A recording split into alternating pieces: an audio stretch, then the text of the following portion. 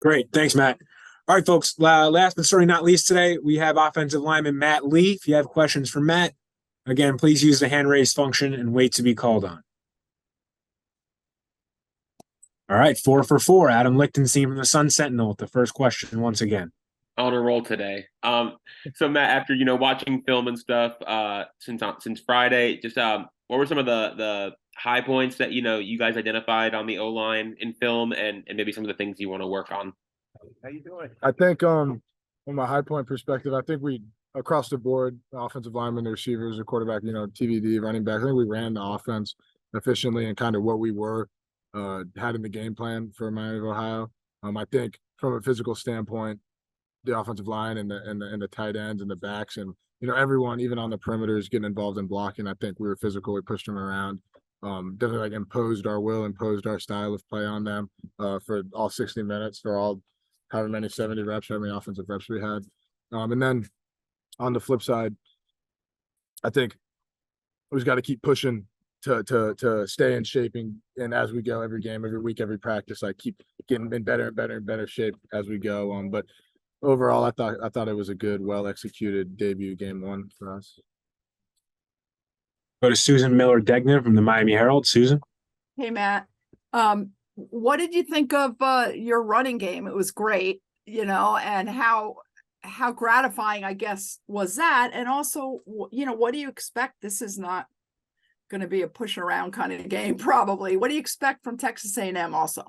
Yeah, I mean, last Friday, we had like 4 running backs, so we're all getting after it, all had good stats, yards per carry, and then how many yards we got on offense, average, including the pass plays.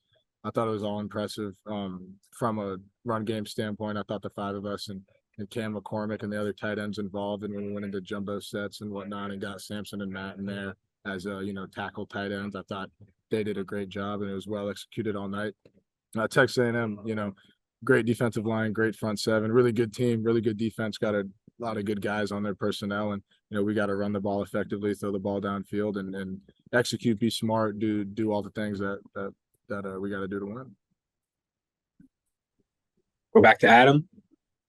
Hey again. So what do you think of Francis's first game? I mean, he had some good moments. I think he had a hold and a false start called on him. Just how would you evaluate his first game, and then what were the conversations like with him after the game?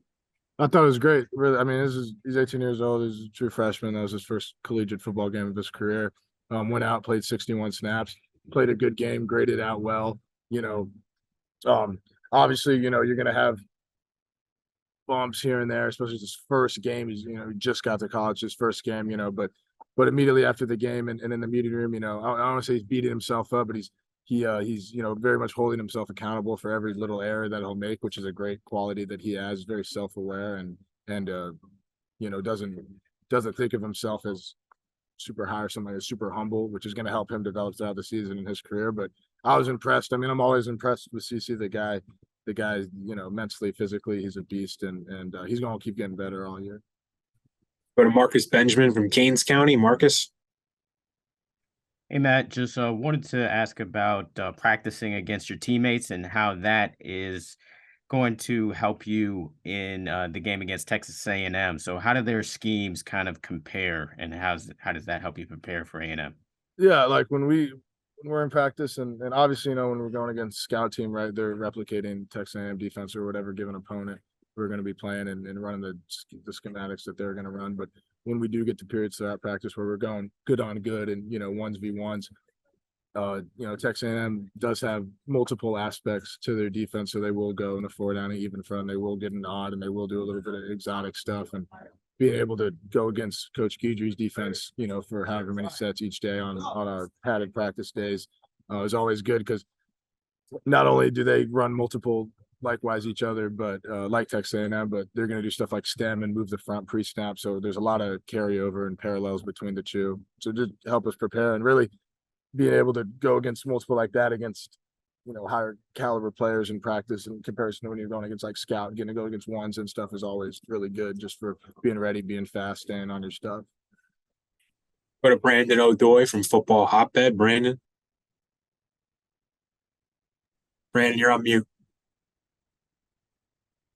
Sorry, I thought I pressed. Matt, I'm just curious, is there a difference? I mean, you got kind of three different backs that played, um, and just primarily most of the carries went to Henry and Mark. Is there a difference when either one of those guys are in as far as like blocking or anything? You know, just being kind of ignorant to like, you know, being an offensive lineman, or is it pretty much the same thing as far as? You know, I think every back, you know, when you talk about all three of those guys all have different personalities and their running style and how they're going to run the football. But at the end of the day, given any run concept, whatever the blocking scheme is, whatever the intent of the play is, it doesn't matter if it's Mark Fletcher in there, if it's Henry Parrish in there, if it's AJ Allen in there, Don Chaney. It's not going to impact how we block the play. Now, depending on who it is, they might hit something differently. Their vision's going to be different. How they want to carry the ball, run the ball is going to be slightly different, especially when they're in the open field. But you know, a run play is going to be the same execution and the same intent of the play, regardless of who's in the backfield, and the running back's going to treat it that way as well. Chris Stock from Inside the U. Hey Matt, just curious what you noticed from Texas A&M's defensive line, and then also just you preparation for a game. How much film do you personally like to do to prepare yourself for a game? Yeah, Texas A&M, first off, their defensive line and really the whole front seven, they're all really good football players. You know, they're too deep in their front four when they go in their 4-down fronts and they're odd and they put one of their DNs at the rush position. They're all impressive, big, strong, powerful guys. You know, there's no slouches on the Texas A&M defense, and you know you wouldn't expect that either. But from like a preparation film standpoint, you know, I like to get in as much as I can. I don't, you know, go friggin' all day and sit there 12 hours and watching film, but you know, every day obviously we watch film together a lot, every single morning or every single afternoon and when we have meetings and whatnot. But on my own, I like to get in there at least for however many hours. I don't really keep track, whether it's watching film, whether it's studying their personnel or, you know, their schematics, what they do and what I need to know, given any pass play, run play, what I need to be able to identify and get us on the right page, you know, depending on their scheme at the moment. But I'll watch a bunch of film. I like to be as prepared as I can just because it's going to help everybody else come game time. All right, seeing no more hands up, that'll be it for today. Matt, thank you very much for your time. Everyone else, thank you as well.